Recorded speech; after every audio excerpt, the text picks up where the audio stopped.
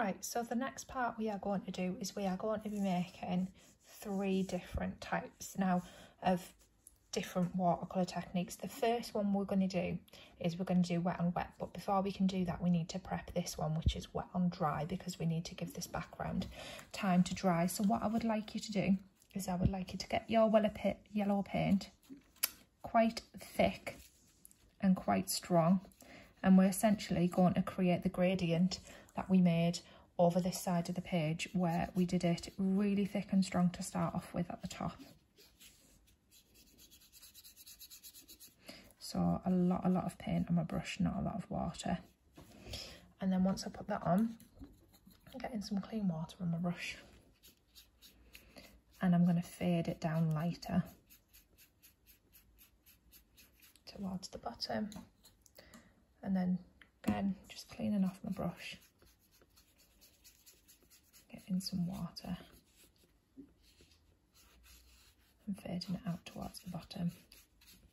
Again, just making sure it all blends together, darkest at the top, lightest at the bottom. Okay, and then once you've done that, what we're going to do now is we're going to have a look. We're going to leave that to dry and we're going to have a go at this one, and this one is called wet on wet, and you can see the kind of effect that we're going for. So we're looking at creating some of these stripes from the bumblebee. Okay, so with it being wet on wet, we're going to work wet coloured paints together. So the first thing we're going to do is we're going to use the yellow and we're going to paint that on at the top like that,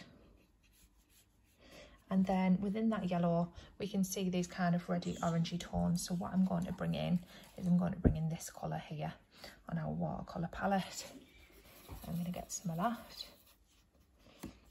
and then I'm going to start to mix that in. Now you'll see, because the paint is like wet where we've already painted it, it'll start to smudge, it'll start to blend, and it'll start to blur together, and we can get some water as well and encourage that to happen a little bit more, and it just creates that sort of orangey colour that we do see in the bumblebee. The next part we see is we see the black stripe. So I'm going to get some of my black paint here, and then I'm going to start painting some of those lines in. Now again, because we're painting wet on wet, you will see the colours are starting to come together, blend together, but it's absolutely fine. It's what I'm wanting. I'm wanting to all look sort of watery and blurry and blended, because that's what happens with wet on wet, and we're trying to show the different techniques, our understanding of the different techniques. So I've gone back on top with a bit of thicker, stronger bit of black there. I'm going to get more of my brown in and sort of tease some of that black and brown together. You can kind of see it. It looks like almost like a little burst of colour when the waters sort of mix and run together. It creates a really nice effect. And then underneath, I'm going to go in back in with some yellow paint this time to create the next stripe underneath that one, because we can see here it's kind of lighter towards this middly section. So going back in with that, some of the black is mixing in and blending with it, but that's absolutely fine. I'm okay with that. I want that to happen in the middle.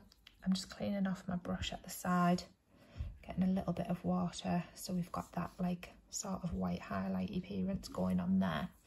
And again, I can go back in, I can get a little bit of that browny red colour. I can add a bit of that over at this side to create this colour when I mix it together with the yellow at the side over there. And again, just using sort of like little liney flicks to create all of these marks. And then back underneath that, oh, one colour for me there. I need to go back in with some black and paint that next row so it's sort of lighter. So I'm going to try and spread my marks out a little bit. I'll come over this side. And then again, just repeating the process now. I'm getting my yellow, going back underneath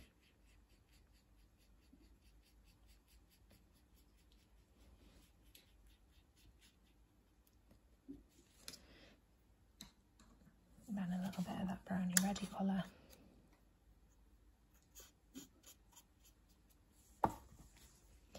Paint in the little orangey tones where I see them.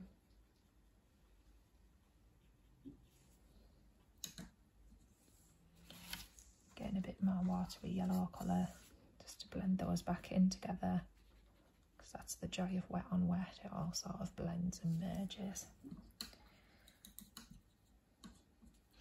And then get some more black and go in for the next section.